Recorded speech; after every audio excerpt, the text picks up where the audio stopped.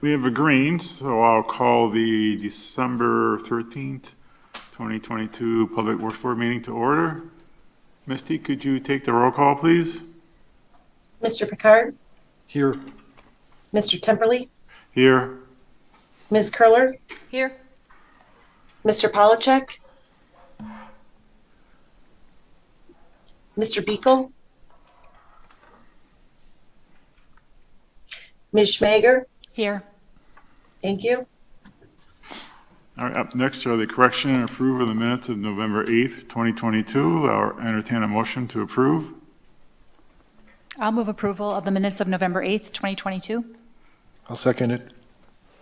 Did you get that, Misty? I did, thank you. All right. Let's do a roll call vote, I guess. Sorry. Mr. Temperley, Aye. Ms. Curler, Aye. Ms. Schmager, Aye. Mr. Picard. Aye. Motion passed 4-0. All right, up next is questions and public comment. Is anybody here for questions and public comment? Anybody online? Nope. We'll move on to director's report. I've got something to say about staffing. I noticed in the lobby there are children's books on how to be a lineman. You're getting that much of a head start. I don't know if it's a head start, but that's the market we're after now.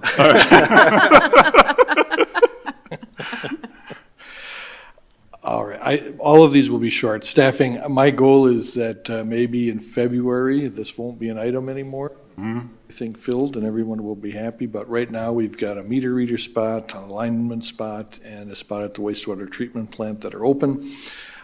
We anticipate doing some interviews right after the first of the year.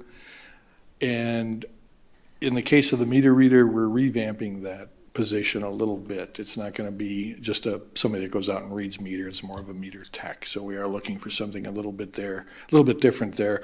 And I do suspect that in all the cases of the openings we've got now, that those positions will look a little bit different now than they had in the past, that the duties will be a little bit different. And that we will probably structure jobs, if you will, in a way that we know that there's going to be turnover. That, people aren't going to be there for 40 years, and so we need to be ready for that. So that's the staffing portion. The only update on the ATV, UTV stuff is that we are waiting for the state of Wisconsin to take care of their portion of the signing and all that sort of thing, and we're having a very difficult time getting in touch with them. We seriously weekly call and email the people that are in charge of this stuff at the state and just aren't getting any response. So we will stay on that. I should mention that the club. What's the name of the club? I'm sorry. Something riders. They're ready. Thank you, Quad County. To be honest, there's people out there out and about already. I mean, somebody in Yeah. my neighborhood is driving around. They are ready to go. I suspect if we don't hear from the state soon, we Right. might have to have some kind of an alternative plan. But I think the police have other things better to do than. Yeah. Yeah. Okay, so that, again, we're working on that, but we're waiting on the state there. And then the final one, the LSL program, we've talked about this a number of times. The 22 program is finished. Everything that's going to be done is done for this year, and I think we ended up with a total of 45.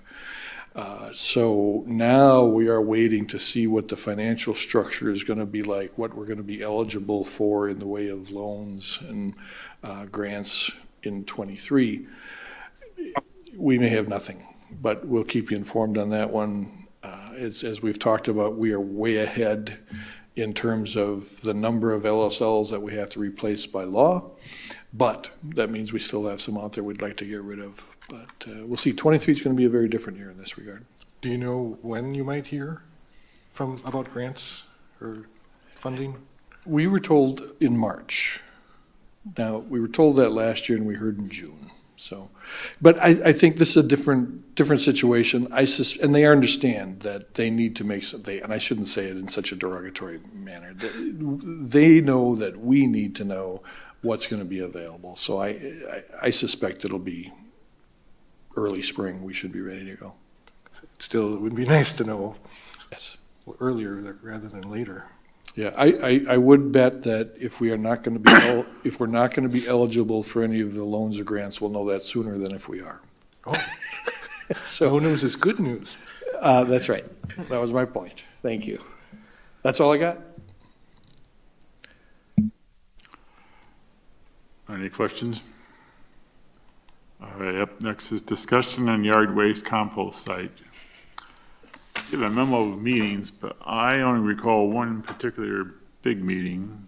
Vicky was the council rep on the board. Ian was president, so we could rehash what I remember from that. And Ian was a sharp guy. So the first question he asked is, are we required by law to maintain a yard waste site? And pretty much no. But next question is, what are the consequences if we don't do it? So to revisit that, pretty much city zoning requires some sort of natural landscaping, which results in yard waste. We can't put it in the garbage. John's disposal has rules. I think the DNR might have rules against that. And there aren't enough private haulers, obviously, so I guess driving out in the middle of the night to the township and dumping it, that's illegal.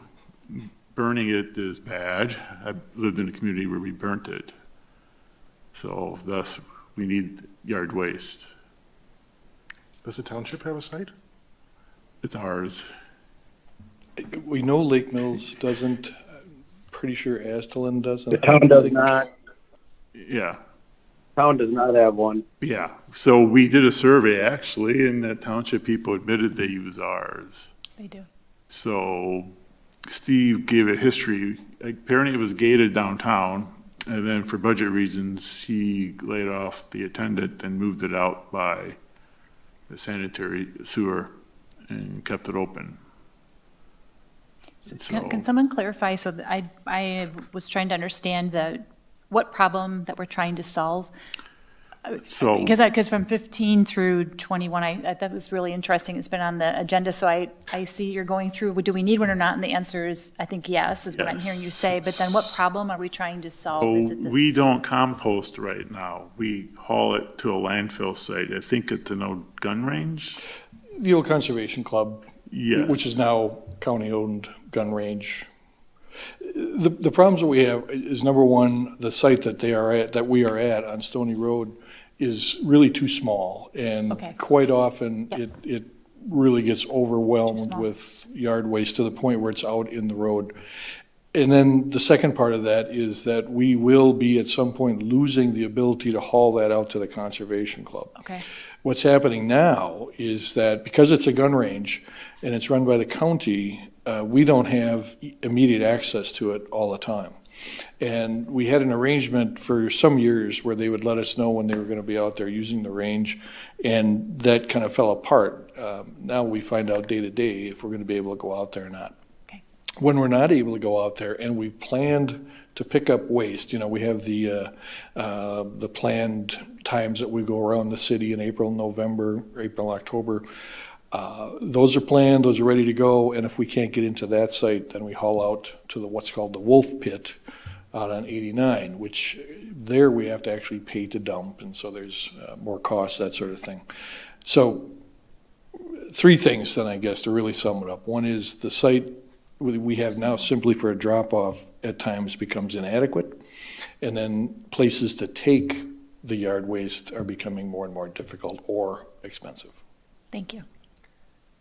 Well, as I was going through some of the materials, it seems to me a couple of other facets to the issue, and they may not be the primary drivers, but a couple of other facets are, as Mr. Temperley said, people from outside the city use the site, use the services, dump off, and so that's just kind of a question mark. Should we be providing that service regionally? We're not asking townships to pay, to contribute to it. And the other is that I think you shared that sometimes there is waste disposed there that is hazardous or is not yard waste, and then the city has to deal with disposing that. So there's additional costs there too. And looking back through some of this history, it does look like the last time the Public Works Board made a recommendation about this, it was to have some, a short-term solution to have gates and cameras at that site and develop some enforcement. I thought it was interesting looking through the most recent council discussion on this. Well, one of the most recent council, July 2019, there was a discussion about doing an ordinance, I think, to develop the enforcement approach. And I don't know if that ever went anywhere, but that was, already 3 years ago. It's somewhat difficult because we can't have a police officer out there all the time. There's Right. not room for it. There's not room for it to be manned at that specific site. There's no effective, we talked about video cameras and different types of surveillance regularly. I think that issue was kind of dropped because a new site was deemed necessary. And in my recollection, that's basically where we're stuck. Certain parcels have been identified, certain parcels have been vetted in a sense, but no authorization has been given to purchase and proceed. And I think part of that conversation was whether or not it was something that was going to be encompassed in the wastewater treatment plant and what our planning looks like. So, maybe from there, I think that's a fine stepping off point. I think you've captured the history of it pretty well to this point. So when we last discussed it, Paul was warning us to be an upgrade, but a new site was not on the horizon. So when we recommended a new site for yard waste, it was just for yard waste. Yes, we recommended that way back in 2019 or thereabouts. I recall Right. specifically saying to But- the city manager, let's look at a new site, maybe temporary even, and suggesting some of the land in the city industrial park, and the city manager said, well, let me go look for some land, because even if we don't use the land, we can sell it again. And then that, of course, never happened. Then we talked about the enforcement, and that never happened.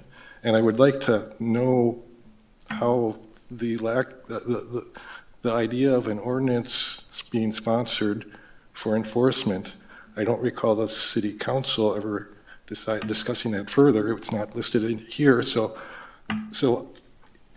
I don't understand that it was, I don't understand how that got dropped. In 2019, there was at the end of 2019, the entire council turned over. Right. And then COVID occurred. And I think that this issue just didn't have the same traction during the years of COVID, that the need is arguably there, but it just hasn't gone anywhere. And in the February 2nd, 2021 city council meeting, the city manager said that the current place where we're disposing of the material would not last another year. And here we are, a year and a half later.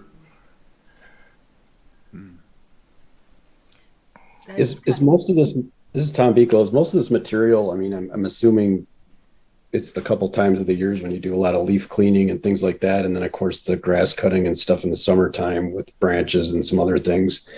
But when I was way back when at the nursery over in Waterloo, they had a very similar issue with struggling because of the space that they had. They actually did it up near Fireman's Park there. And they actually, at that time, worked a deal with us to haul it to one of our pieces of farmland that was not great for tillage. And they would take it right there, and then they would help windrow it during the year. And then the farm would spread it on their land later on, get rid of it in a proper site that's really good for the land. So a lot of this is also branches, logs. And trees, yeah. We have contractors using our site, coming with trucks or trailers with hydraulic dumping mechanisms, and they just back up, dump out a whole load of stuff, branches typically, and then we get to haul it away and deal with it.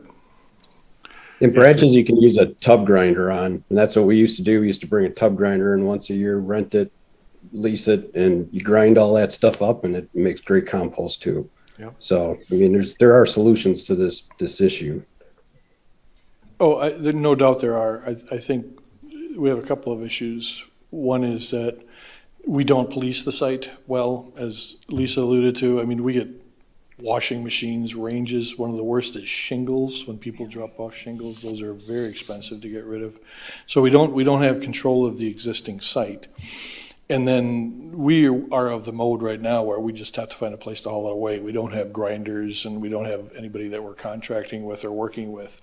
And that was really, I believe, the driver behind trying to find a compost site where then we would have that type of equipment and we would have enough room to do an official compost where we compost, we take care of it, we turn it, all that kind of good stuff. You know, so I think there's still a debate as to what extent we want to go with this. Are we going to be just a collection site, which would be fine, or are we going to be a full-blown composting site? And those are some of the decisions that we never actually got resolved.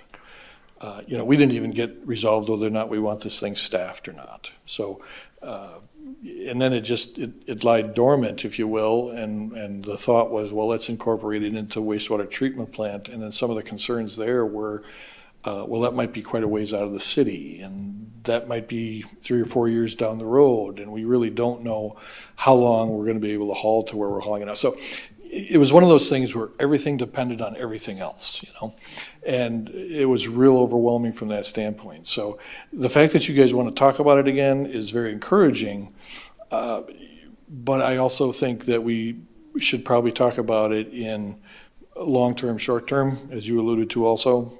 We had talked about changing the existing drop-off site from where it is now to across the street from the DPW building, because that area may be changing. You know, we have a switching station there that can go away and sort of thing.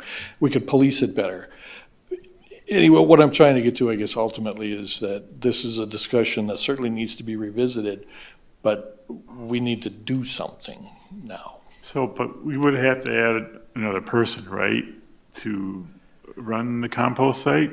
And we're under zero tax levy limit increases, and in fact, the council's gonna have a work session about a referendum for firefighters. We had talked about a number of ideas from having it staffed. I know there are some communities that it's all card controlled, where if you're a resident or if you are allowed access, you have a card, swipe your card, you get in. If you don't have a card, you don't get in. Concern was then people would just drop the stuff outside of the fence, you know. So Let me just mention that Johnson Creek this summer installed a card system at their site. yes, So they did? yeah. And what kind of, have they run into any issues regarding, Well, if somebody drops some crap off next to a road, there should be enforcement. And video cameras that record only when there's something going on, you can buy them for $50. but have they encountered anything yet? I'm just curious, has Johnson Creek encountered anything? Haven't spoken I was with just them. curious. Could email them tomorrow. There's no perfect system, you know, there isn't. somebody's gonna, you know, mess with it. Just going back to when you were talking about the ordinance, we put up a sign at our site not too long ago. It was a nice sign, somebody stole it, just kidding. But it outlined what you could and couldn't do. And we would go to, like, Mark Yandre or somebody would be there and see a contractor dumping, and we'd say, you can't do that. See what the sign says? Well, the guy didn't see the sign, so, you know, he didn't care. So we have some basic issues we have to decide on. In fact, the most basic issue is, do we want to provide this service? Like you say, there is no law that says we have to do this. People could, you know, they could be told there isn't a yard waste site. You'll have to do what you want with it. But this is a service that I can tell you is pretty popular and necessary, if you will, But especially by the lake. So when I came here, we did weekly pickup, so it didn't matter. People had no reason to go. I never went, but then I came along and said, let's save money and only do free pickup twice a year. So we could revisit that as well. if you just keep it gated and just do weekly pickup, but we would have to see how much extra that's gonna cost the city to go back to weekly pickup. Are there video cameras installed at the current site? I can't tell you that, Mark. No, I'm just kidding. Yes, there's a still camera. There's like a trail camera there. When somebody drops off something that's not correct, like a washing machine, are the video cameras reviewed and somebody contacts the person and? Yeah, that was a good intention one. We did that when we put them in at first, we did actually ticket some people, but our enforcement or our monitoring of that camera has fallen off. You know, we just don't have the people to monitor. We were getting thousands of photos on a weekend, and it takes a little while to go through. Yeah. I was noticing the survey results from, and granted, this is a few years ago, but from fall of 2018, I mean, it's a very popular service. So I think the public sentiment, if we would say, well, okay, we're not required to do it by law, so we're just going to stop it, I don't think that would be No, necessarily we a gotta good do- route. There's no other option. Yeah, I can't even get yeah. a guy to fix my gutters. But I So think we it got is- 6,000 people trying to find someone to haul away yard waste. Yeah. But I mean, I think it is a valid question of do we continue the yard waste and then that's it? Do we expand, the yard waste? Do we move to a composting? And then, as you said, Paul, what's the short term and the long term? So assuming that the city acquires property for the wastewater treatment plant in 2023, when would we be likely to be able to use an alternate site? Or should we, so like, what's the time horizon for thinking about an interim solution? Are we talking 3-4 years, or? Well, I guess I need a little more definition of what you mean by that. I think from a short-term standpoint, we could maybe relocate our drop-off point and still have an in-city drop-off point, and then rather than hauling to the Conservation Club, we haul to our own property. I think that could be done very quickly.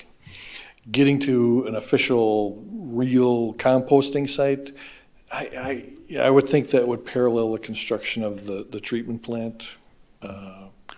So I'm winging it in this aspect, that 3 to 4 years would seem reasonable. And you're right. I mean, I guess I was making a couple of assumptions. One, that we would be going the composting route, which we may or may not decide to do. And two, that would be co-located with the wastewater treatment plant, which it may or may not be. But if it's 3 to 4 years, and if all the memos keep saying we're about to run out, and,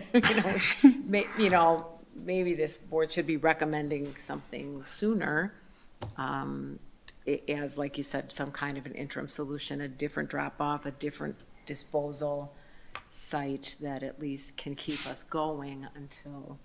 Well, the term regionalization appeared a lot in the comprehensive plan, and Johnson Creek isn't that far down the road.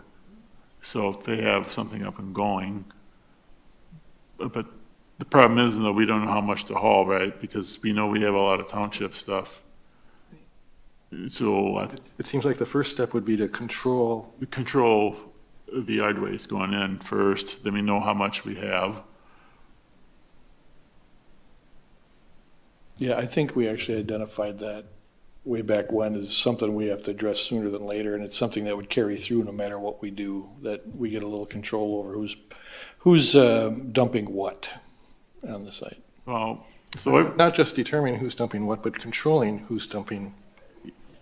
So my guess is every year the council gets a report from the county on library usage. I think it's a third of the library usage is township.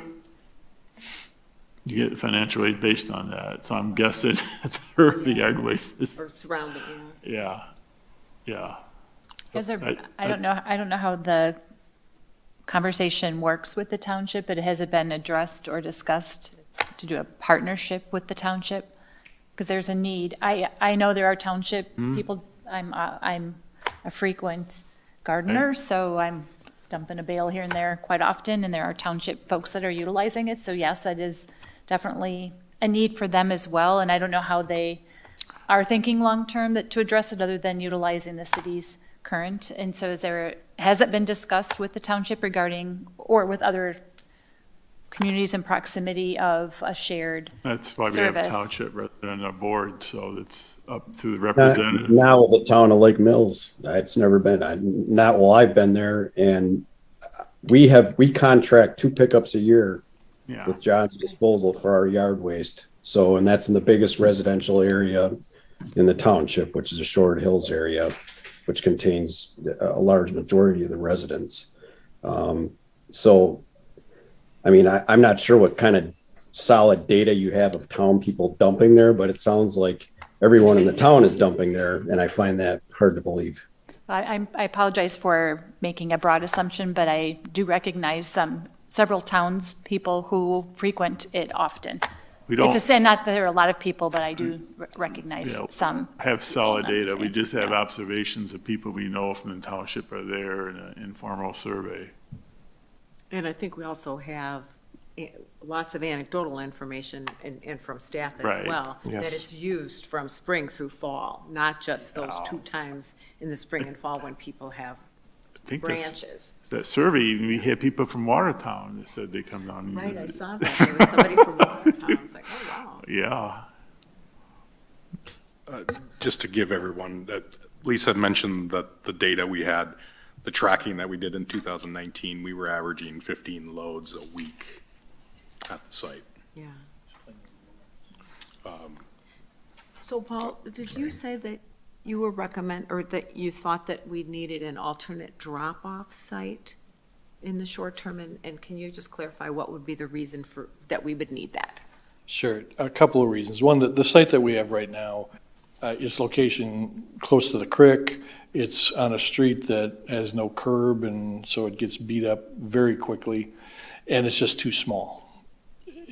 So what we had talked about and what I would suggest is that we have a site that, number one, is on a little better street and gives us much more control over what's being put in there. That's why we had talked about the location across from the DPW building. And as far as the location, I think the area is fine. But it's the control of what's put there. And I don't even get too uptight about whom, as long as it's yard waste. When it's stuff that isn't considered from your yard, unless you have refrigerators sitting around your yard, then we need to control that much more diligently. And would an alternate site lend itself better to some kind of control, whether it's fencing, cameras, both, I believe so. Yes. without necessarily putting a person there in a contact station or I having think there's hours, options. I think there's options to not have a person. I think there's an offset. I'm trying to figure out a way. We spend a lot of time cleaning up the site now. And I think we could reduce that time by having more control over the site. In other words, when we do get the stuff that just doesn't belong there, that takes time and money. I think that a person being on site on a more often basis would be better. And then when the site gets to the point where it's out in the street, it creates some safety hazards, and I think we could eliminate those and save some money. And so I think there's an offset. I understand what you're saying about costs and everything, but we have costs now that we could probably eliminate and take care of a human being out there at least a few times a week. And then we also would need an alternative disposal, and when do you think that's gonna really hit, that we need a different site to drop stuff on?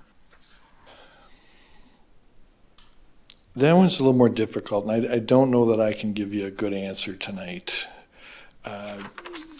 If we have a better controlled drop-off site, and we can store materials for longer periods of time, and then coordinate better with the Conservation Club in the short term, we could solve that issue. And then when and if we get a location by the treatment plant, then we really start looking at composting and having our own spot that's controlled as opposed to being at the whim of somebody else. When Tom mentioned that John's comes through a couple times a year, obviously they've got someplace they're taking it. And what we need is just a more controllable place to take it. So we know when we can get in there, we know how much it'll hold, and we know how long we'll have it to use. Do you know where John's Disposal takes it? I have no idea. Yeah. Did you know they took it? I did No, not know that. No, that's new No. information. Yeah, I didn't know they did that in the town, so. I thought I knew everything there was to know about yard. I thought so too. They have rules about city people, right? And I thought that they must have a site that's not a dump, Right. yeah. And You somebody can like that, they're probably. send them an large enough. email, actually. They're very responsive to emails, right? Yeah, good point. Yeah. We have not really researched that beyond what can we do at the Conservation Club and what can we accomplish at another site. So we've not looked at alternative sites, quite honestly. There were We did. alternatives that were presented, a pickup and removal service. Yeah, I can't remember the name of it. I think it had purple. Purple Cow. Oh, cow. Yes, exactly. Where they Oh, would come to our site and haul it away. That's right. I forgot That's about right. I that. remember that term. So that could be explored as an interim solution if that was needed and we didn't have another site or whatever. I would That's an option. lean towards that because I don't think we can hire somebody. I mean, yeah. That's what the costs are, though. The properties that were in the SCS study from back in 2018, that composting study, there was 2 properties that were looked at that the city owned, and does the city still own those? And would those be viable? One I know was down on CP Avenue, down by the well. And then the other one was by Rock Lake Park, I think, For the skateboard, in American.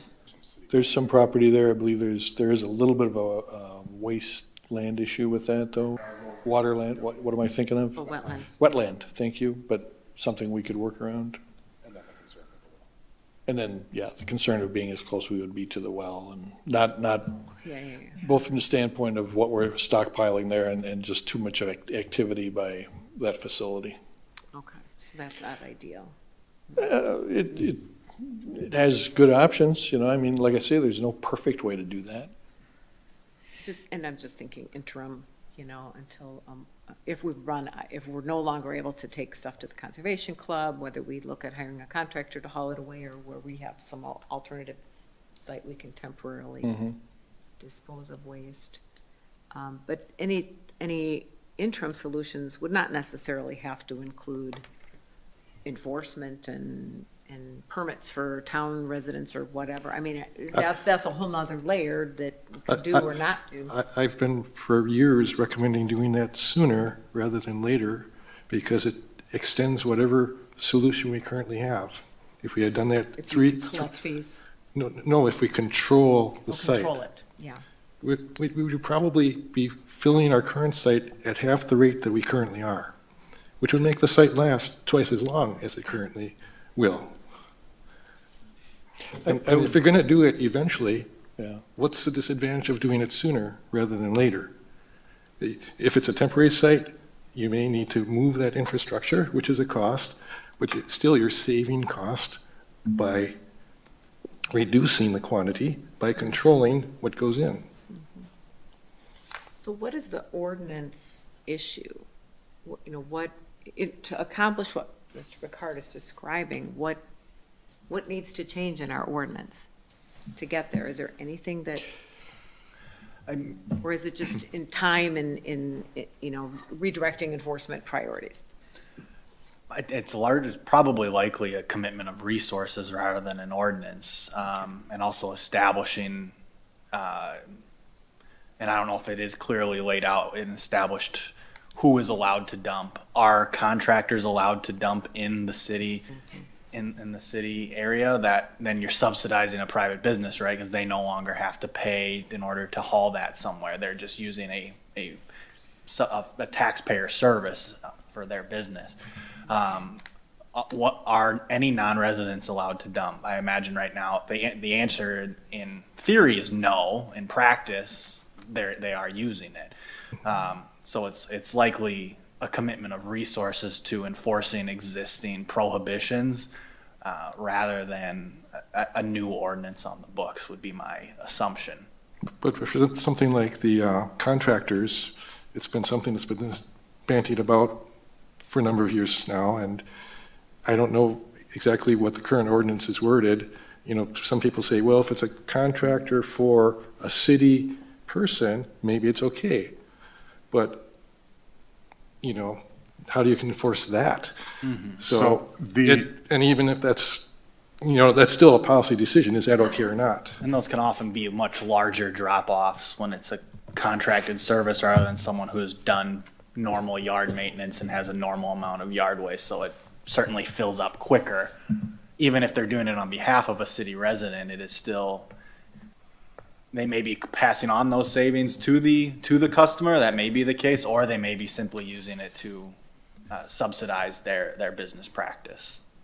Well, I mean, there's a difference, right? There's a normal expected amount of waste from each house, but just like we have bulk pickup day, when people have to cut down a whole tree, that's something different. It should be treated like bulk pickup day where it maybe costs a little bit more because you have people taking advantage of it. I think that's where you might get into an ordinance, potential ordinance change, if we wanted to create a system, Like a diameter. contractor to have a permit Right. and pay an annual fee, for example, to user charge. use a site, and then we don't have to spend time on who's their customer. They're paying some kind of a fee as a contractor. So that would be an ordinance change. That's something we don't have now. So the ordinance is chapter 636, yard waste. There is absolutely a residency requirement. There are hours of operation established. There's appropriate materials that can be appropriately disposed of at the site. It's a fine ordinance. I think it can be expanded as needed when the use is defined, when these other kind of when the process and the site and all of the other kind of issues are settled, and you have a more cogent plan moving forward. Right now, I'm very confident in saying that it's an enforcement issue, which is a manpower, time, and resources issue, where this is something that has been enjoyed by the citizens of the city of Lake Mills, the citizens of the surrounding area for a long time, and it's something that just the resources to enforce and say, yes, you, not you, were not available. I mean, that's really what it comes down to. I think our ordinance largely is workable. So what's next priority, Mark? A new site gated? Well, I mean, is that a possibility for existing locations to have it gated? we're not there yet. Based on the location of the right-of-way, I think that's nigh impossible. I mean, I don't see that as a suitable site. It would be tough on that site. And again, that's why we thought just around the corner might be a little more workable, you know, across. Right. Yeah. Yeah, on the current site, it's too close to the street. Yes. And it's just too small. And that creek, that's a big deal. Yes. Yeah. I think for a drop-off site, we could find something relatively close to that particular area that would work without getting really fancy about, is it drive-through or all that kind of good stuff, you know, just a very, very simple site to get us through until we can figure out what we want to do next. I guess maybe I would ask if, this is probably a good time to really take a look at how we would do that, because there's not a lot of waste being generated theoretically. So maybe if, you know, given some time, because we don't have anything else to do, Dwayne, look for a site and see if we can come up with some costs for a very simple card entrance type thing, fob, whatever. That's a very simple overview. You know, it would then come down to, like you say, what contractors have to buy to get a card, how would residents get their card, how would we prove, you know, there's a lot of detail to it, but I think we can at least get a start on identifying a site and seeing what that would physically look like and how we could manage that. Which is a step farther than we'd gotten since 2015 or whatever, so. This change takes time, but remember that keep in mind all that time that's being used to haul all that material off to the site. Every time it comes up, it's like, we spend a lot of time doing this. So you gotta spend time to make time, right? Yeah, we spend a lot of time complaining about a problem we aren't fixing. Well, but, as a council member, I would really appreciate this board taking a look at recommendations from the staff and giving a recommendation to the council on what to do in the short term. And then also for this board to be able to work on, okay, well, do we think we want to have compost for the long term? And if so, what do we think that should look like? Or do we want to just stick with yard waste? And how do we want to improve that for the long term? I mean, I think this board can give a lot of input, both for the short term and long term solutions. I would love to see that. And I would just also add, I agree that if there's also a need, when you're talking about the contractors, but you do have the people in the town, you also, if you have people coming from out of town, Watertown or wherever, whatever soft or hard data we have, if there's a need, would people pay? There are services to cover some of the costs, because I'm worried about the cost. I think there are key fob solutions. I know there are solutions that are probably quite simple. I mean, we have to get a pass for Sandy Beach. You come and get your card, you sign up, you put your name on the list, you go, you've got your pass. I mean, there are ways to address participation. I think while we're looking at it, be thinking, I think broadly, that if there is an interest in opening up participation beyond just the city residents, and it can be income to help buffer the costs, I think that's at least worth considering. I wouldn't make that a top priority, but something at least on the radar screen. Because obviously there's a need. I think people really are at a loss sometimes, I'm certain, with what to do with refuse, natural refuse. I think that's a really good point. And I mean, I would not, we're struggling with how to staff it and enforce it and all of that. I would not expect our neighboring townships to be in any better position to, I don't think they're moving in the direction of setting up their own yard waste. But if we can collaborate with them and provide access with a small fee, then that can help fund our program. This is a community-wide issue. It's a community-wide issue, and I don't see it any other way. You're enforcing it. I mean, I've seen other counties, and the more restrictive you get with fences and everything else, then you get bags sitting in the middle of your city streets. You get people tossing things over the fence. It just becomes a bigger headache. I think you'd be better off in the long term looking to all the surrounding communities. There's a lot of land out here. I'm sure there would be willing people to work with. That wouldn't be a real big distance haul. But everyone's kind of in the same boat on it. And I'll guarantee you one thing, you don't want to own a tub grinder, because I've been in the business long enough, and I know a guy that has 3 of them just to keep one of them running. And they're very expensive machines.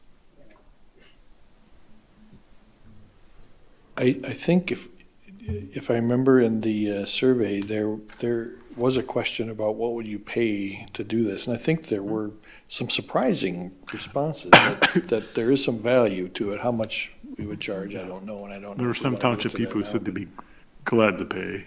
Yeah, but I think what Tom says, there's some value to it. We would, in addition to really policing a site, we would then have to be ready for the collateral damage, if you will, and be willing and ready to enforce that also.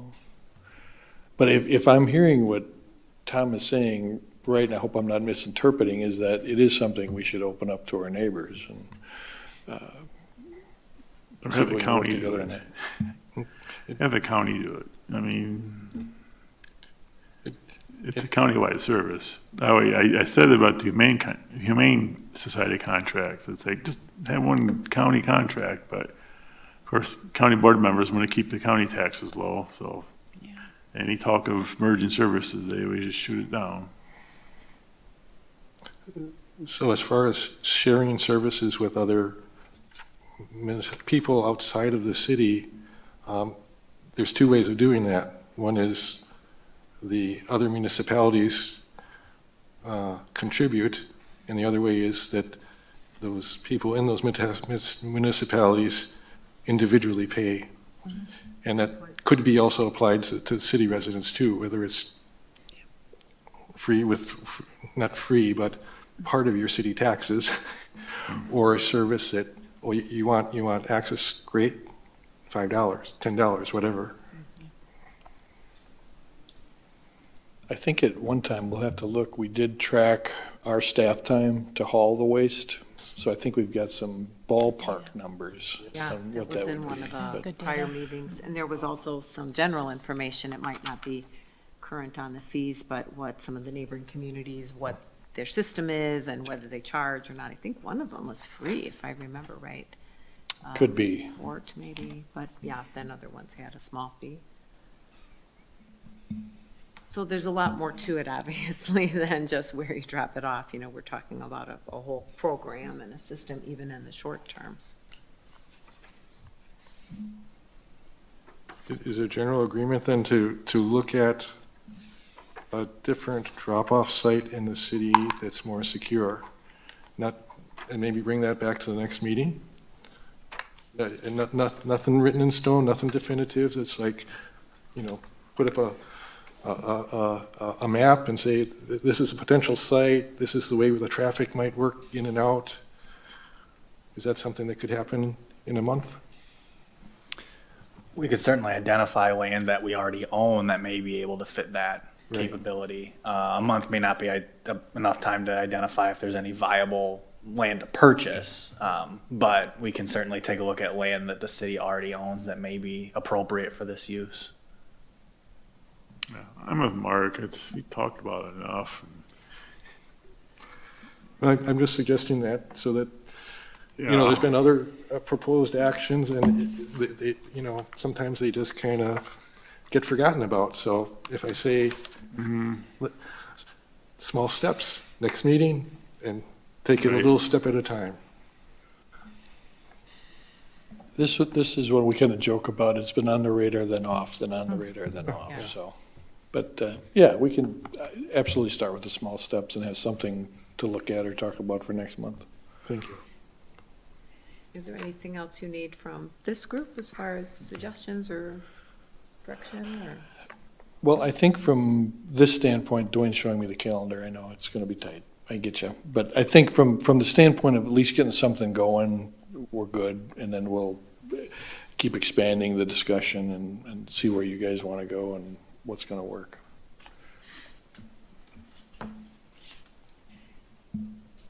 All right, so we got direction, baby step. All right, up next is agenda item number 7, discussion on a wastewater treatment plant site selection process. Yeah, it's a rather lengthy, detailed memo, and it was a group of us that ultimately put this together and trying to cover as many bases as we could, but still keep it fairly flexible. But the point here is, and thank you to Mary for the suggestion about having a process to go through this. She went through the memo unnamed, but that's who it was. So, we took her suggestion and just kind of walked through how this may work. And again, tonight, what we're bringing to you is the process, not any of the sites or anything like that, but just a process that we can agree on to get to the selection of a site. And then there's a lot of work that would be done after that. And so what we try to do with this memo is establish a timeline that we would have a joint work session next month. And then our hope would be in February, we can actually have a site selection or at least ranking of sites that we want to go after. And then the rest of the memo just identifies some decision points. And one that perhaps you weren't thinking about that would have to be part of this decision is just, your vision for city growth. Because it does, as it's outlined in the memo, does affect the plant, the size of it, the location, et cetera. So again, I'm not going to go into great detail here, but that's an important decision to be made. Of course, it references back to the comprehensive plan and what the vision is in that case, but it certainly has a direct and significant impact on the plant. And then ranking the criteria or weighting the criteria would be the second step, and then we get to where We find out what site fits most or fits best, the ranking of the criteria. And so that's the process in a really small nutshell. It would take some time to go through it. And again, the key thing is that we're suggesting a joint workshop with the council as opposed to two different groups doing the same thing at different places. And then see where it goes. So I guess the purpose tonight is if you have any real strong feelings for other things that should be added or things that should be taken out of this process. So this board officially met and made a recommendation to keep the old site or build a new site, and that was sent to the council. In an open session, they voted 4-1 to go with the new site. At the last joint meeting, I thought we got sidetracked by discussing keeping the old site again. And the council voted 4-1. So if council members want to rediscuss that, they have to bring that back to open agenda item for reconsideration. So we really need to focus on a new site, not go back and visit the old arguments of keeping it on the existing site. Does that make sense? I disagree. Well, I mean, there was an official council vote 4-1 to move to a new site. The reason I disagree is because we did not discuss use of the aerobic granular sludge system to any extent on the existing site. And as we that system has significant savings in the square footage needed, and I thought we took an action item to investigate that further. Well, I'm going to leave that up to the council. I'm just relaying my concerns to the council member here. The council has not had further discussion in open session Right. about changing that Vote. 4-1 vote. So I think that's accurate. Whether there's interest from some members in going back and reevaluating that in light of new information, there may be, but there hasn't been anything on the agenda. Well, I would So far, speculate as yeah. we develop that decision matrix, that would be uncovered, that as you look at square footage desired or required in whatever scenario, growth scenario, or looking at the different types of treatment plant options, I think that decision matrix will uncover and show whether the current site is even feasible for any of the options. If it, in the criteria matrix, I think it should, you know, be an outcome, if you will. But I don't want to get involved in going back to the old site. I've already made my recommendation. I recommended keeping the old site, but the recommendation went to the council and they voted. So I'm satisfied with their vote, but I just don't want to get involved in going back unless the council officially changes their mind. But that's how I feel. I wonder if maybe the best approach we could take for tonight is just to get, this is a process that assumes that the direction is a new site. Right. And so maybe we can weigh in, give some feedback on what we think about this process with that assumption. And if the council decides to revisit the question of a new site or not, then we'll have to react to that, I guess. Mm-hmm.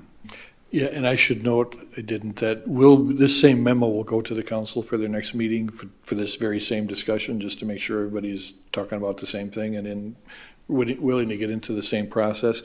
And I will say, for good, bad, better, or worse, that the memo did not consider any site, whether it's the existing one or a new one. It was just totally whatever. I'm sorry. Process. That's to my point, I was thinking that our criteria matrix would suggest you need X square feet.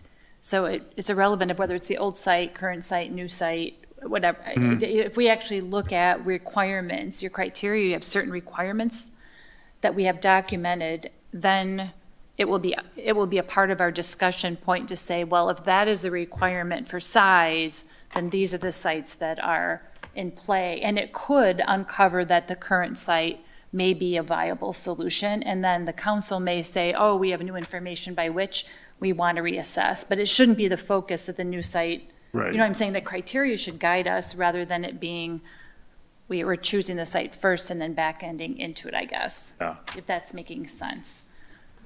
But that's up to the council to decide if you want to reconsider the vote. So, I wonder if, I think that's a really good point. To that extent, in decision number 2, establishing and weighting the criteria, I wonder if the list is maybe missing criteria related to the reason that we're having this conversation in the first place. So the need, to, does the site have the ability to, not the site, but does the site lend itself to meeting the phosphorus limits? Does it allow us to meet our state regulatory requirements? Does it allow us to meet future growth demands? And I guess growth probably is on there, but in terms of meeting the standards, I mean, any site we would select would need to be able to meet the permit standards, the discharge permit Correct. standards. So maybe just been adding that as a bullet point. So, That yeah, I that's got to think- be a criterion that any site would be able to meet that. I think it's partially would be into the effluent discharge, being able to discharge into the Crawfish River, as that's kind of been identified as a necessity in order to meet the regulatory standards that we're facing.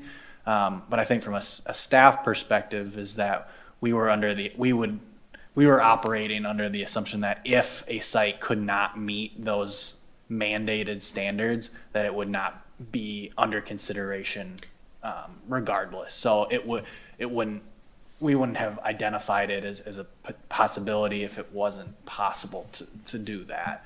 I think is that it would be an automatic failure. Essentially, that if it can't accommodate what the state is telling us we need to be able to accommodate at a minimum level, it would never make it through the selection process. That's a good point, and I think, Mark, that also kind of ties to, well, I'm just thinking back to the Public Works Board kind of split decision. Both recommendations that Public Works Board favored involved discharge to the Crawfish, so nobody. That's correct. That's correct. Nobody was recommending No. staying No. at the existing site and continuing to discharge to Rock Creek. That's So I correct. think that kind of also, relates to that, and there's more to it than just the site, but the discharge and being able to meet those limits. Can I ask a question about the decision number 1? So where is that occurring? Who and where? How is the growth scenarios, how is that decision being made? Is that part of January? Is that the city councils, at the comprehensive planning group? Like who makes that and how does that fit in with our timeline? Because I think this was a great document to lay out an approach, a good starting point. I was just not certain I understood how that very first one is really important, or are we going to walk through on all 3 scenarios and see the different options on all 3 and then make it a part of a larger decision later? Right. I think why it's identified as kind of a decision number 1 is that depending on, and largely to answer your first question, the city council ultimately sets the vision for the community and their vision for future growth areas, types of growth, what to target, as far as commercial or industrial growth and what we want to be able to accommodate going into the future if approached with an opportunity. So the reason that growth is listed as a primary decision factor is based on how we construct, what site we select and ultimately what plant we construct and the capability of that plant to be constructed but also to be expanded in the future informs us on how we're going to be able to accommodate growth. For example, is the city willing to build a lower cost option, but ultimately tell me when approached, if a major employer, a major commercial industrial employer came in and said, we're interested in locating here, do you have the capability to accommodate this industry? That I'm telling them, no, we do not have the capability to do that. Our treatment plan is not able to accommodate your use unless you pre-treat your waste or you assist us financially in upgrading our system. And so the question is where we build, how we foresee growth informs where we would build a plant, because if it was built without the capability to expand or was built smaller than the growth that we anticipate, we're either in a position where we need to upgrade again sooner than we would like, that we need to relocate again sooner than we would like, in order to accommodate growth that was not anticipated at the time that we made this decision on how to upgrade the plant currently. And so there are certain things, if we want to be able to accommodate a wide range of robust residential growth and the ability to accommodate robust commercial or industrial growth, we need to plan for that in where we site the plant. If we are okay with not being able to have that attracting those types of employers or attracting those types of uses, and we build it in a place that can't accommodate that type, then we need to be okay with saying to those prospective developers, no, we are not a suitable location for you because we cannot treat the waste that you would generate.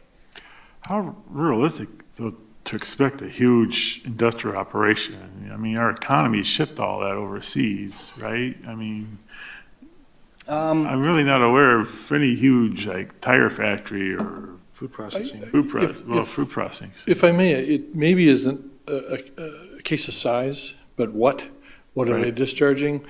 We tried in very small definitions to identify wet and dry industries, and there is a difference in what's needed to treat a wet industry or an industry that uses a lot of water, either processing and cleaning, as opposed to one that doesn't. And we actually see that now, and part of the reason this came up is because we do have industries now that are sending us highly toxic waste, and it costs us money to process. And so it's a case of, do we plan a plant that can hire or can handle anything like that? If so, great, that's what we do. We're not saying one way is better than the other, but you understand there's costs associated with doing it. There's offsets too, in that if an industry, a large industry or any industry comes in, that's gonna provide jobs and help the economy and all that kind of good stuff, and we've decided not to want that type of industry in our city, so be it. We've built a less expensive plant. So we're not saying that this is by any means the only driver, but it's a significant one, and it's one that has implications and ramifications as to what this plant looks like, how big it is, the processes. It's not just whether it's anaerobic or what it is, and it has to be discussed. And so there has to be some kind of understanding when we go forward as to what this plant is going to look like. So is that part of the January work session? Or is that something that needs to, I'm just talking about the timeline. That decision seems important. I understand why it is important, but the timetable by which we're talking about having some ranked sites in February, is that decision needs to precede it. So I was just curious if it's already on an agenda, if it's been discussed, if we're close to having, is it option 1, 2, or 3, or if that is work that needs to be done, and so this timeline really is pushed off a bit, as I was trying to just connect the two dots on the two pieces that you have in your memo. If my response would be, if I may, is, and I think we threw a sentence in there that we'll let this process take as long as this process has to take. So if we don't hit our exact timeline because we are discussing something like that, then that's far more important to get the consensus than it is to say we got to be done by 2:00, And keep in mind that it has to also parallel the comprehensive plan. So there may be data and information in there, that will guide this decision or guide how we proceed. Maybe not the decision. Maybe to make this a hard decision point, we may have to soften this a little bit, but there has to be an understanding of what we want to accomplish or what the city leaders want to accomplish in the way of growth. And it's not black and white by any means. I mean, there's a lot of gray to this thing, and attempting to boil it down to these 3 paragraphs was really quite difficult. Is there an awareness, I've followed some of the comprehensive planning meetings with the Plan Commission, but not all. Does the Plan Commission have an awareness of this project and a proposed new plant? And, are they It's in there. updating the plan with this in mind, as part of their effort? There's a utility section Yeah, in the there's a utility section. They've acknowledged it, yeah. They've acknowledged that there Yeah. would be a proposed. Drake's plan. at the planning commission meetings. I'm sure he told them, yeah. Yeah, So, I've been, I think I've been in two so far, Yeah. but And I'm I thinking believe it- they are aware. And I guess I'm thinking a little bit more than just, we know that that's something that might be happening, but as they think about what does our 20-year plan look like, they will be making that recommendation to the council in what they suggest for the proposed land use. It seems You know, it's for- to the north, right? Yeah. Of the interstate. Yeah, because we're a lopsided city. Everything's to the south, and everyone's trying to squeeze in from the south of the interstate, but north of the interstate, it's, And I think maybe to answer one of the earlier questions is there are opportunities that we get informed about from Jefferson County Economic Development Consortium of developers, businesses looking to site, and then you essentially submit your community's capabilities and what you can accommodate and what exists and TIF district opportunities and utility capabilities and things of that nature. And some of them do have significant utility requirements, and they're not all old industry as well. There's new green infrastructure, new green industries that perhaps use water during the manufacturing of certain materials that may become more common in the future. So I can't give you a likelihood of whether we'd be successful in attracting one of them, but if we want to be equipped to pursue them, then we want to ensure that we have the capability to either expand our capabilities or have capabilities built in, capacity built in,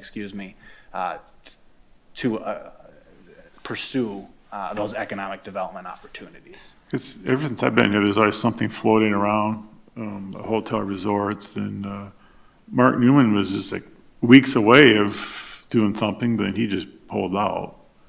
So, I mean, If I may, this is the exact type of discussion we want to have at these meetings, so I really want to focus on your Oh, question. I'm Mary. sorry. No, that's all right, but you're right about that. I want to make sure that we are all comfortable with the process and what's going to be involved in it. Not necessarily the details of what the discussion will be, but All right. how we accommodate it, how we, I don't even know what the word I want is, how we make good discussion happen so we come up with a good plan. Okay. So if there's a long word that means those short words put together, that's what I wanted to say. No, I'm fine with this process. Yeah. I have a question on the whole growth and sizing. Is there any plans to quantitatively discuss that, or just say, is it going to be this, well, this accommodates growth, this doesn't accommodate growth, or is there going to be a quantitative, this accommodates growth up to a certain limit versus this up to a certain limit?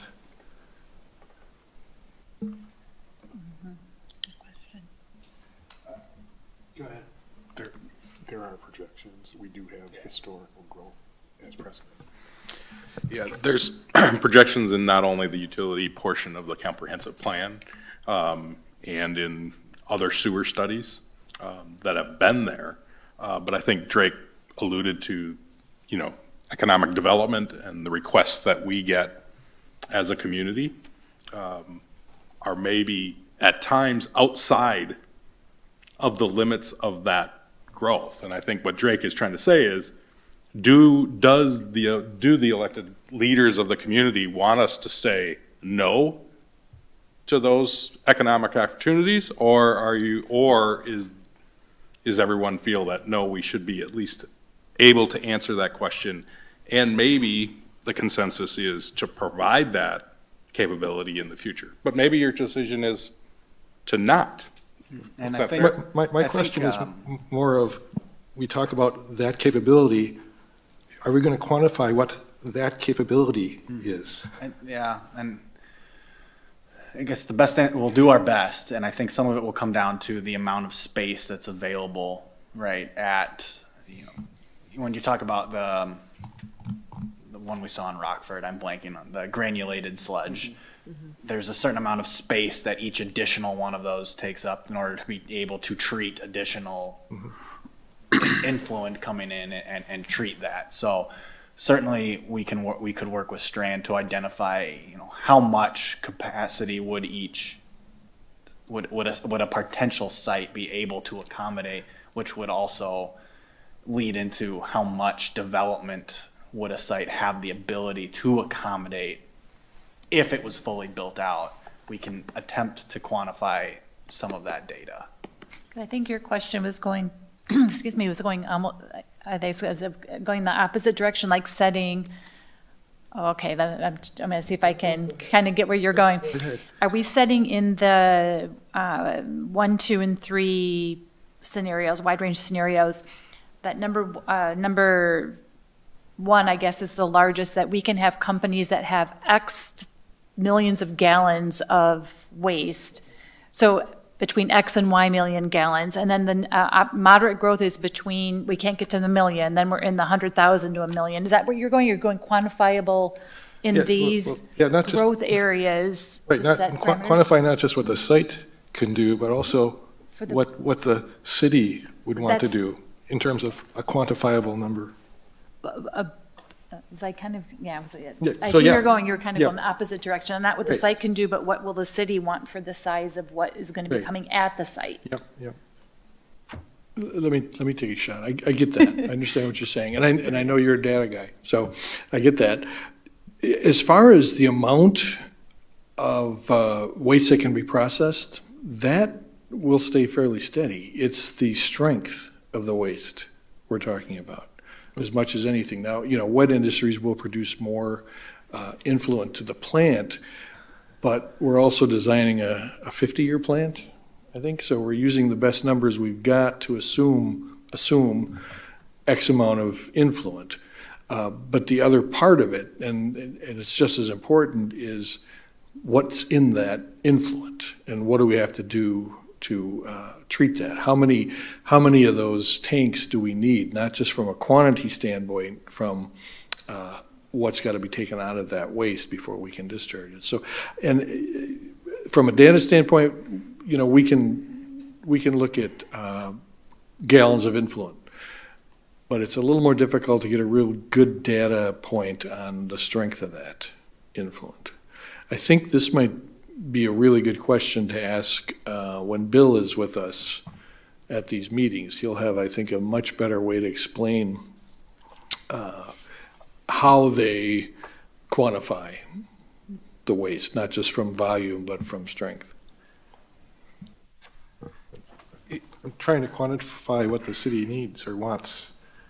What does the city council, when you say robust and diverse growth, what is that in terms of strength or gallons? Yeah, and I understand, and there is no quantifiers to this. It's a general philosophy, so that is something we would have to whittle away at a little bit more. And I'm not sure, we'd have to make some assumptions, and a legitimate question. I just don't really have a good answer for you right now.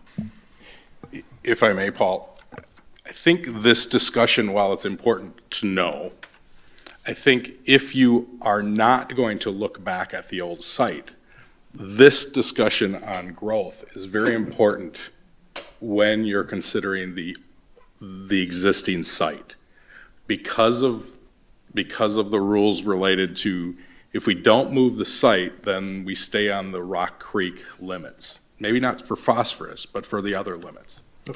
So We are not talking about Rock Creek anymore. Well, there's a clarification I think that's got to be revisited here. When the discussion was made about moving the site, there was discussion about the limits at Rock Creek. We've always talked about moving the outlet, the effluent, to I'm sorry, the crawfish, thank you, Dan. But there are anti-backsliding rules. So if the treatment plant site is not moved, many of the other limits still stay at the Rock Creek limits.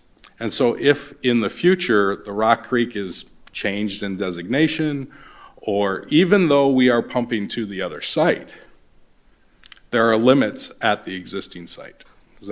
Does that clear?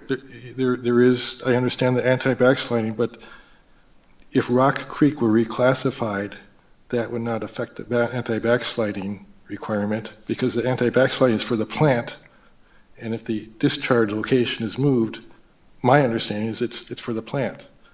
You have a plant that can do X, and then you're not allowed to backslide just because you change the discharge point. That's what my understanding of anti-backsliding is. So if Rock Creek, you're no longer using Rock Creek for a discharge point, and Rock Creek is reclassified, it doesn't affect what the plant can do, as far as I understand. So my understanding is that while we will get the phosphorus reduced limits, our other limits will stay controlled by the Rock Creek. And if I'm saying something, Even for discharging? even if you're discharging to the Doesn't make sense to me. And I think that's something that we'll talk with Travis about on the January meeting. But that was some of the reasons why I think the council has gotten to this decision of looking at an alternate site rather than the existing site. And so when you look at growth, which if you take that into account and you take the confines of the site as it exists, this question of type of growth affects that decision as much as anything. Is that fair to say, Drake and Paul? I think many of the other sites probably have the capability to have a pretty wide growth factor in each of these different scenarios. Yes. And again, we're probably getting into the discussion we would have in January. But if the question about the old site is not going to be revisited, then maybe this discussion, while still important, is not as heavily factored.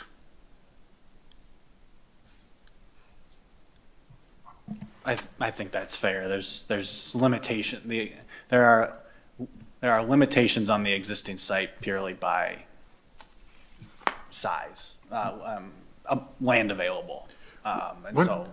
When was that setback rule put in place by the DNR? When? I don't know when. I know that we don't necessarily right now where the site is have to comply with, it's a 500 foot from residential areas. I think Yeah, is I was what on it the is. council when we allowed the trailer park to expand, and that just never came up. I would have to do further That was research years to ago, see. about 20 years ago. I'm sorry, I didn't hear the question. The anti-backsliding or the, The DNR setback Setback. rule. setback 500 requirement? something. Sorry. I'd have to see if I could find that. I don't know. Well, I don't think we can change it, but I do remember expanding the trailer park and, nobody mentioned anything about a DNR setback rule, so that must be something recent. Well, it could be a siting rule for a wastewater treatment plant, but not a siting rule for a The trailer park. Right. Correct. A wastewater treatment plant can't go by residential, but residential can go by a wastewater treatment plant. Sure. Sure. I have a couple of questions about this growth section. Well, let me say first, I thank you, Mary, for giving this idea previously, and I think this is a really good process, so I appreciate staff putting this all together. I guess kind of two questions on how to look at growth. One is, I see there's sort of this, robust, moderate, minimal growth that contemplates both residential, commercial, and industrial all being at either those high, medium, or low levels. And is that is that an assumption that we need to make? So, for example, could we have a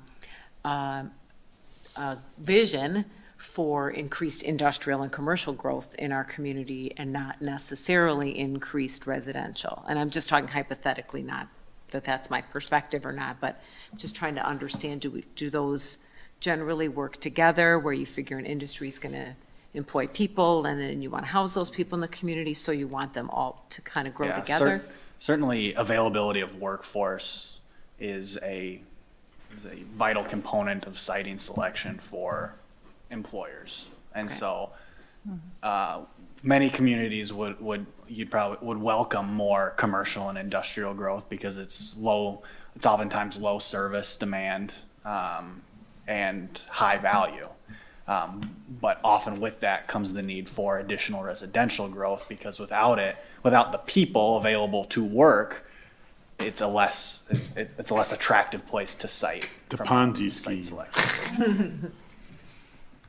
Okay, So it is they are important to tied kind of together. think of them together in terms of what the industry or the commercial entity is going to be looking for a workforce. And it is also a regional consideration as well. It's not necessarily just city of Lake Mills, but what the region provides as well. So you can take advantage of residential growth elsewhere and have, employers siting in the region and drawing employers from other places, but they typically work together. Well, and that's also an opportunity for us if we want to attract an industry that we, are also providing a workforce from our community. I find it surprising everyone at Subway commutes from Watertown. Oh, interesting. Yeah. Yeah.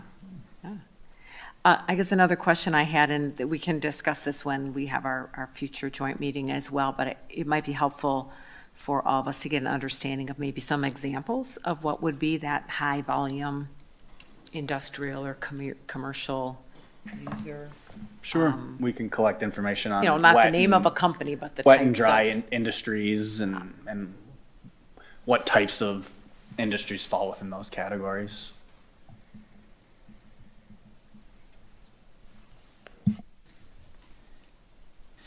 All right, so we're all set for the joint meeting in January? I'll just add that we knew this would be a difficult section, but it is a necessary discussion to have, so we get some direction with where we're gonna go here.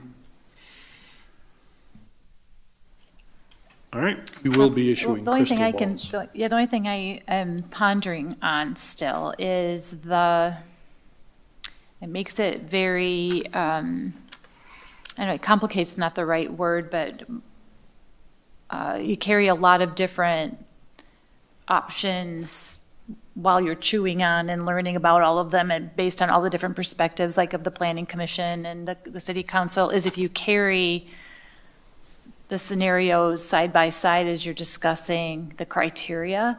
So it's almost as if you've got your low, just for simplicity, you could have your low restricted growth and your robust and diverse growth as two a big kind of very different options.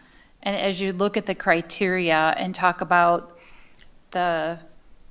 what would you need for your space and I'm looking at some of your criteria, what would you need for your effluent discharge options? And you could actually do those side by side, but that makes it complicated if you're waiting and trying to move things forward. I'm still trying to figure out I'm still stuck maybe on how that top decision is going to be made in a timely fashion for us to move forward, to start talking about the criteria specifically to the site and to the type of system. And that's where I'm just, because that's really a big, you kind of, when you are putting a box around like low or high, I'm just keeping it simple. Are we prepared? And that's where I don't have the familiarity of what has been discussed with the planning committee or with the city council on where how far along this is baked. is it in pencil or is it really in kind of a permanent marker? And we're really close to having a decision on this first one. Or do you carry two scenarios along and allow that to help guide? It's like a yin and the yang. It was a little bit of what Mark was saying earlier when you were talking about the site specifics, and then you were like, no, what are the business requirements? And so you kind of, they go back and forth a little bit. So I'm still pondering on that first decision and how close we are and how complicated or easy it will be for us to get that one done to move on to number 2. I'm still kind of You're worried asking a little how far bit. along they are? Is the How plan? far along, how the discussion, how robust the discussions have been on this first decision and how, It's almost done. I thought they It just had is? transportation left. You're talking about the comprehensive plan Yeah. specifically. I think you're talking specifically about vision for growth. this decision number 1. Yeah. According to, we're working on this, this memo, the decision number 1 is my question, is like, that's really important, and I completely understand why it's important, and I support your viewpoint on that. It's just how much work needs to be done for that decision to be made in order to move on to decision 2. And that's, I'm just still chewing on that because I'm not familiar. I don't know. I don't have an answer, and I don't know. Lisa, you're on the city council or someone who's on some of the feeding committees that would make this decision, how comfortable we are that one is close in the next few months, even if it's not January. So I guess I'm asking a question, or I'm just monologuing a little bit about, I'm a little worried about the question number 1. They're done with the maps, right? Showing where all the growth is at, right? I thought they just had the Targeted. transportation left. Targeted growth area, it has not been adopted, right? So the comprehensive plan will show when it's adopted, and currently does show in its existing form, future land uses, potential growth areas, things of that nature. So it does contemplate those items. I think in this scenario, it's philosophical in some sense, in that you are making some sort of determination of how willing are you? What is your tolerance for? Do you want to plan for the capability to do a lot, to accommodate a lot? Or are you willing to build less, or site it at a location that is able to accommodate less? And how willing are you to say no to an opportunity that may be present? That's really what it comes down to, is how willing would you be to say no to an opportunity that comes forward because we are incapable of serving that opportunity? If your tolerance for saying yes, we're willing to pass on opportunities is low, then you will tend to site at a location that is able to accommodate more. If your tolerance for being able to say yes, we're willing to pass on that is high, you need a site that is able to accommodate less. So it is a complicated question. To try and boil it down to a simple answer for you is difficult, but that's really what it comes down to, is are you willing to pass up on potential opportunities that are presented to us by restricting the ability to serve that by building a wastewater treatment plant or siting a wastewater treatment plant in a place that is only capable of reaching a certain point? And how would you describe where we are at today? And what have we been saying no today? Are we in the 1, 2, or 3 today with how our treatment plant, what it can handle? Our current treatment plant? Yeah, are we 1, 2, or 3? I'm just curious. I'm trying to understand. Our current treatment plant, with the current technology it's utilizing, has the capability to add, my understanding is, 1 more oxidation ditch, which would accommodate 20-year growth projections. I'd have to double check that with Strand. 20-year growth projections. So our current site, With the current technology. is probably between the low and moderate It's Okay. probably towing that line. So you would have to say no. Yes. Yeah, that's where so right now, we are in the position where would likely say no, so that's where we're currently sitting. Mm-hmm. Whether somebody's made that decision or not, that's, in practical terms, that's where we're sitting, is we're kind of on the no. I'm just trying to understand whether we are in the no, we've been saying no, or whether that's a whole new can of worms that we're opening up as a city to discuss the fact of actually saying no, because we've never had to, or we've been saying no, and so opening up would actually be desired. I'm just trying to learn. Yep. So we're kind of on the no right now. Especially with the third oxidation ditch not currently in place. Okay, Yeah. okay. It's, Thank and you. it's not a hard no. It's maybe no. Okay. See, It's a risk. You're adding risk somehow. You're adding Well, pressure. you're on adding the system. volume, so we have to be careful of that Yeah. because the plant is approaching its maximum volume. But then what we would have to say to an industry, say a wet industry, that we could handle their volume, you have to put in some kind of pretreatment. So the company would have to spend more money to locate here because our plant just cannot take that waste. So it's So I yes, would call yes, that, it but. depends. Yeah. It really yes, is. but, or You know, depends, is it yeah. dry or is it wet? Where do they want to locate? Yeah. What concentration of pollutants will they Yeah, be? yeah. Like we could handle a giant Amazon warehouse, right? Yeah, But we couldn't Yeah. handle a warehouse that washes returns from Probably couldn't Amazon. handle Yeah, yeah, like an automobile manufacturing Right. facility. You wouldn't be able. too wet. And that I think is kind of what we're trying to get at here is that, what do you want to attract? You know, do you want a foundry or do you want a warehouse? That's a very extreme I don't think you example. have any but- choice. I mean, they're closing the Chrysler plant down in Illinois now. I just don't see any growth for huge factories spewing out. Well, smoke. again, There could be, you could think about photovoltaic array manufacturing. Yeah. Or, something maybe not from the last 50 years, but for the next 50 years, that's going to require, water yeah. as part of its manufacturing process. Some of those some high technology manufacturing, advanced manufacturing, things that we may not even be that you may not contemplate when you're talking over a 50-year time span. What types of industries, what's our economy going to look like? What types of manufacturing is going to exist? For example, photovoltaic arrays, I believe, do require watered in the process of developing them, and that is something that you hear about being targeted as developing more of in the United States. So I agree, when you're talking, automobile manufacturing, perhaps that's not the type of use that would be coming here, but there may be an industry that it will be prevalent over the next 50 years that is becoming more prevalent that would be more likely. And we have gained manufacturers in the industrial park in the last 20 years. It's not like we have 0 new manufacturers. You mentioned water, and it made me think of a presentation I heard recently about it as one of the most precious resources, and a lot of the challenges, as we all read in the news about waterways drying up and problems. And so I think just in general, water is, I think, a good topic of focus just for us in general.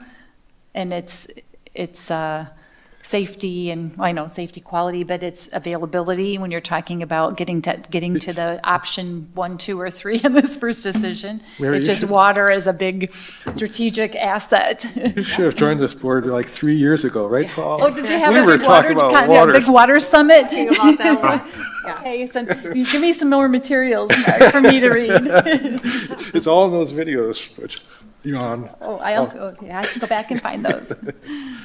I'll be gone soon, then you can talk about it again.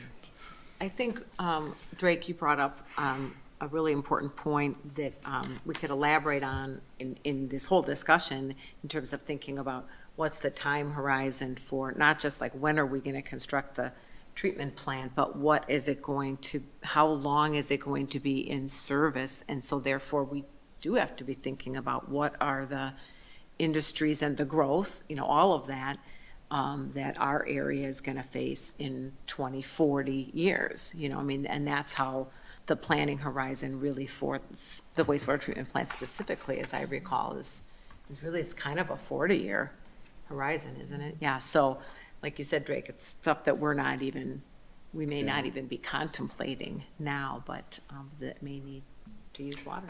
Yeah, it's, I think we're talking 50 years, 40 to 50, but it's one of these things where you can't be right and you can't be wrong. You know, Yeah. just use them what you can. But again, we feel that it had to be part of the discussion. To what extent, I think, is more up to you. And if you want some of this revamped, that's why we're here, talking to you, that if it's not something that's going to progress the discussion, then we need to make an adjustment. If we get, if this bogs us down and doesn't help us get to where we want to get, then we should make some adjustments. So please let us know. And I know that's hard to do, on a Tuesday evening, but if you have suggestions between now and the council meeting, and certainly it'll be discussed at the council meeting, whatever comes out of that is what we want to work with. And again, we want the process to be right so the decision can be good. If I just may add one, it just came to me as you were speaking, Paul. Perhaps growth flexibility is one of the key criteria. That the criteria is being flexible for growth, or there's something about growth as being one of the criteria, and making sure that is hit, articulated really, really well on exactly what the criteria is that we're looking at. Is it flexibility for growth? Is it, and then there's this wet and not wet growth, and then there's residential and commercial growth. And so I think being very specific and I think much more granular on criteria is going to be really beneficial. We can always roll it up and make it a big category, but if this is something that it's going to drive our decision, but we can't make the decision what we want today, and I'm hearing Lisa talk about 50 years out. I mean, you can't plan for what you don't know. I just think maybe something that we might want to, you might think about as a criteria, that something with flexibility on growth might actually be the way to go after this. And then it opens up our eyes to say that this is how we would trade off. If we go this direction, it trades off, and it puts us more like, wow, it's going to tighten us up and we'll be in a low growth phase. But if we have these sets of things that we're looking at between the site and the type, then this really would put us in a position to be in a diverse and robust growth. So I think that may be something that you might want to play around with as you're thinking criteria. I wonder if we could go about it that way. That makes a lot of sense to me, and I think it places, I think that decision number one is still very important to kind of, choose one of those three as kind of a general that the council would set a general vision. But, that can change with every council, that can change every 5 years, every 10 years. It certainly would change in a 50-year horizon. So the idea of having a criteria also, and I would maybe friendly amendment use the word adaptability, so that it's adaptable for changing growth environments, whether it's increased growth or decreased growth. We don't want to over design and then we're spending a lot of money on something that we don't need either. But yes, flexibility, adaptability as a criteria, to deal with changing growth situations makes a lot of sense. Yeah, and I think maybe the point Todd made, or I'm sorry, Chair Temperley made at the beginning of the meeting is informative in that. I think when I was thinking about this first decision on growth or not, a lot of it is based on would the city council want to revisit staying at the existing site versus siting new. That growth question becomes more important when making that determination than necessarily, few new sites are going to have more flexibility than the existing site. That's just the nature of the new site. And so I maybe that is what I was thinking about as I've sat in on conversations as Mr. Temperley stated, if the city council is considering, reconsider whether the existing site is still under consideration or not, that decision about what type of growth is the vision of may factor into that decision more so than how it factors into if the decision was made to relocate. that's going to offer more flexibility in general than staying at the existing site. I want to say thank you, Drake, because that was generally what I was trying to state earlier. And you did, you and did. maybe didn't do as well as Drake just did, so thank you. Well, from a practical standpoint, then, since we're going to run this past the council, why don't I try to put in a bullet in the criteria to that effect? I would Okay. think still leave in that the section on growth, that it needs some level of discussion, and make sure you all see that at the same time, or maybe a little before we put it in the packet for the council, which will be Thursday, I guess, right? Yeah, so I guess I don't have much time. I might as well just stay overnight. Just kidding. And let's see if that works. Okay. Okay, I get it. This is very helpful. All right, any more comments or questions? Let me pull it up. The next agenda item is College Street. I couldn't get any information despite it being my neighborhood. Well, we have with us Matt Haslett, who is with Strand. Matt's doing the design on College Street. And we have a decision that we want you to be aware of as we get into the initial planning of this, because it will guide where we go with the rest of it. So I'm just going to turn this over to Matt, please. Thanks, Paul. Again, I'm Matt with Strand Associates, the city's consulting engineer. You guys may have seen me over the last few years. I've been on Mulberry Street during construction, Lake Street, recently Oak Street. Now this year, we are doing College Street. So just to give you a little outline here, I'm going to give over just a project overview, what the limits of the construction project are, show you briefly the 30% plant profile that I have currently designed, and talk about the city standard street section that Paul briefly mentioned on looking for a recommendation. So the project overview, it's highlighted in yellow there. Excuse me. I apologize that it's a little hard to see. I should have lightened that image up a little bit. But highlighted in yellow, you can see that it goes from Lakeshore Drive to Ferry Drive. So it is those 2 blocks, up the hill to Lakeview and then to Ferry Drive. A little more detail on some numbers. The overall project is about 1,100 lineal feet. That includes a total reconstruction, new water main, sanitary sewer, and storm sewer. Included in that storm sewer is a stormwater treatment in terms of a SAFL baffle.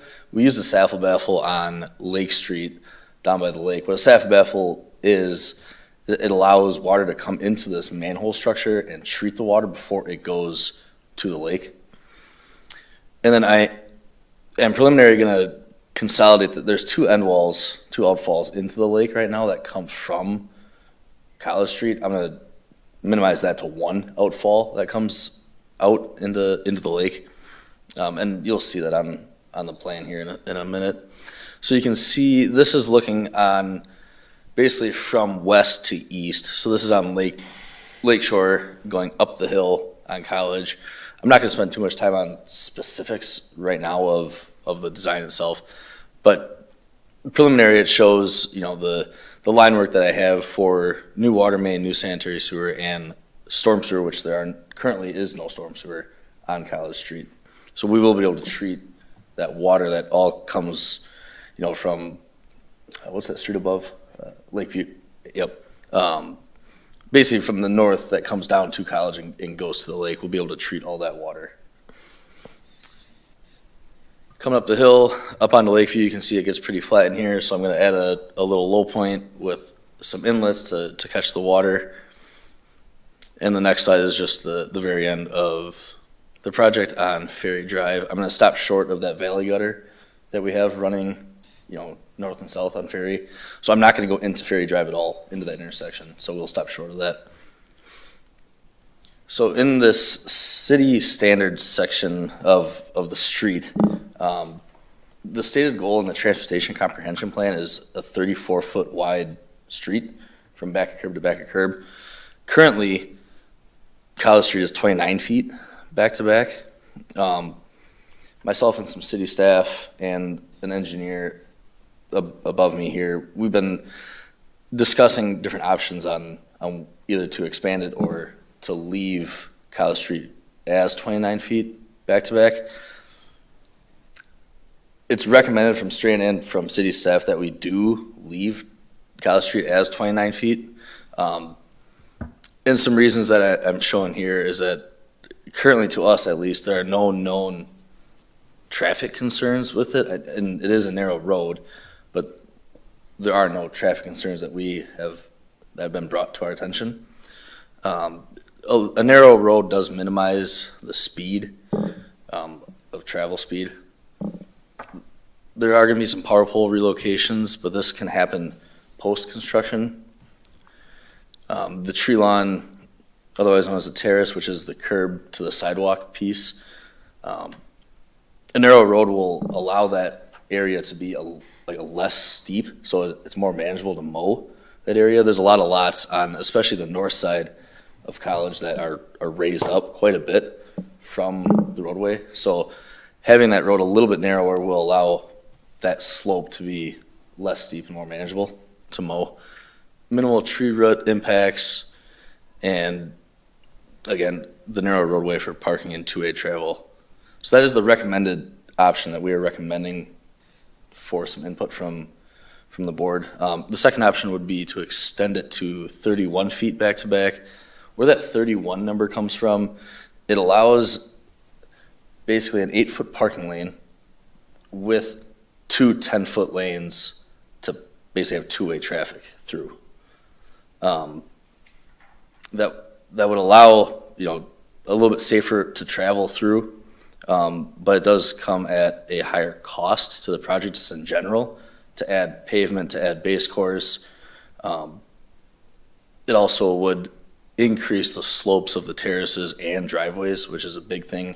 Currently, the driveways are pretty steep right now. To give you a reference, we don't recommend designing anything over 10%, from flat to 10% because of bottoming out. I'm sure you guys have been on driveways that do that, and we don't want to damage vehicles or make an existing condition any worse than it is currently. So with that, and then any comment from Paul or Dwayne, is that our recommendation would be to have the curb remain 25 feet back to back.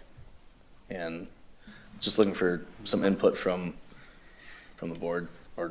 And I think the reason we had come to this board for some input is when you kind of look at the standards by which the city designs streets. If you look in the 2005 transportation plan that was adopted, it states in that newly constructed roads will be a width of 34 feet. Now that's open to interpretation, and does a reconstructed road in a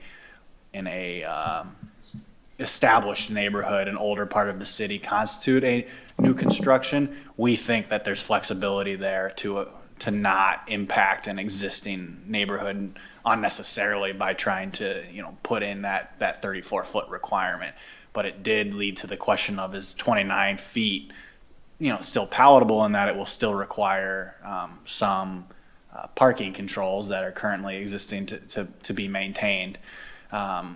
Clearly, from an engineering perspective, the recommendation is to remain at 29 feet, but we are entering the period now where we want to get to being able to have 90% plans in order to get to the ability to bid the project, and we're going to start incurring design costs. And so rather than having changes occur after those designs have taken place, to get some input on the front end, to affirm kind of the path forward that the 29-foot width it remains appropriate for this section of roadway, and that we don't need to, that we shouldn't be looking at expanding the scope of the project at this point. Widening streets is not an option. Every time we bring it up, it gets shot down. So. Just for your information, this wouldn't necessarily require a taking or anything like that, gathering more land. I think there's enough area in the right-of-way to expand the roadway surface. So I think I don't want to confuse that issue. Right, but if you're going to remove trees and that, I mean, South Main Street, we went through that, so. Are there sidewalk implications between these two? Well, I'm just curious, between the two options, I'm thinking, like, if you keep it at 29, I know, do you change, is it sidewalks, if you went to 31, the sidewalks closer to the curb, to the road? Potentially. Yeah, it would likely make the terrace smaller. It would make the terrace narrower, which Yeah. would mean I might have to do some different profile changes with the sidewalk. Okay. Would change driveway widths and driveway steepnesses and Yeah, things like okay. that. So there would be It's a lot. implications on. But the going a biggest little wider. impact is the church. You should probably get them involved. Because, I mean, And that's our next conversation is to Yeah. talk to the church. without the church, that street is very, very quiet. Correct. Yeah. Yeah. Are there parking restrictions on the street now? Is it limited to one side, or? In the block where the church exists, from Lakeview to Lake Shore, there is. But not this entire Reconstruction But- section? Correct. But the eastern half or the eastern block, there is currently not a restriction. And would you be proposing to change that necessarily by retaining the narrower width? It hasn't seemed to have been an issue that I'm aware of in all the years I've been here, and I'm not sure exactly what year that restriction went in the block where the church exists. But I can understand why it probably happened.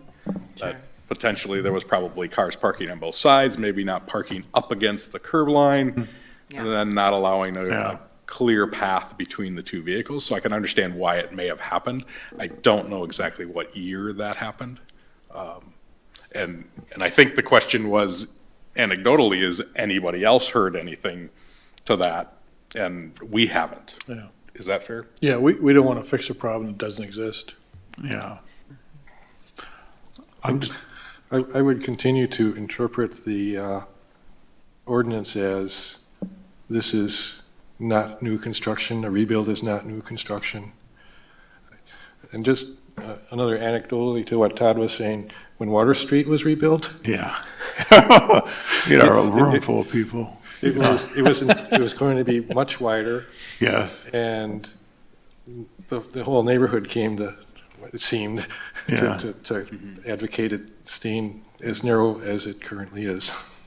So I think that would be the general direction then, is to continue to treat these reconstruction roads on a case-by-case basis on how to reconstruct and design these roads that best fits the existing needs of that established neighborhood and those established roadways. That's the guidance that we were seeking here tonight, was to affirm that our approach to that is the appropriate method of doing so. Yeah. I would just go along with the church would like, obviously, so.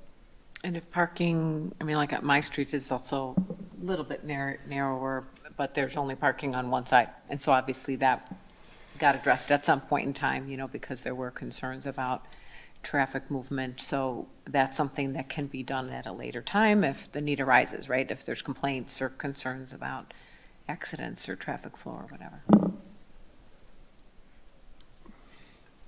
That's all I had. All right. Thanks for the Appreciate presentation. your time. If I really quick, so just so you understand the process now, then Matt will go back, we'll get to a 90% plan, and we will be presenting that in the January meeting. February meeting, I'm so sorry, thank you. And at that time, then you will yea or nay whether we go out for bids on it. Should we contact the church and have them come to the next meeting? Well, we're going to go to them. You're going to know them, all I right. don't know if we'll get to them this week, but it'll be real soon, right? Yeah. And this is the only streets project for next year. This is the major. That's correct, project yes. for 2023. And Matt, just to clarify, we do regularly have contact with residents and landowners on street reconstruction projects to keep them updated on progress and informed on how things are progressive and how we can lessen the inconvenience as much as possible during a project.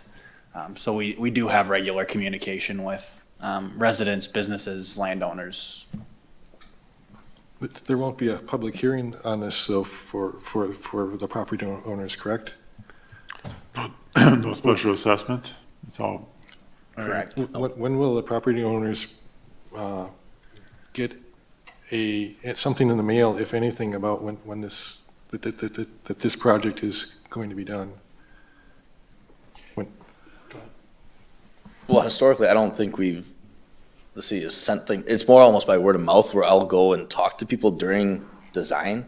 And I don't know if Okay. the neighbors are talking to each other per se. When I've gotten on projects that I've designed and then got out on construction with, it seems like the vast majority of people understand that the project is happening.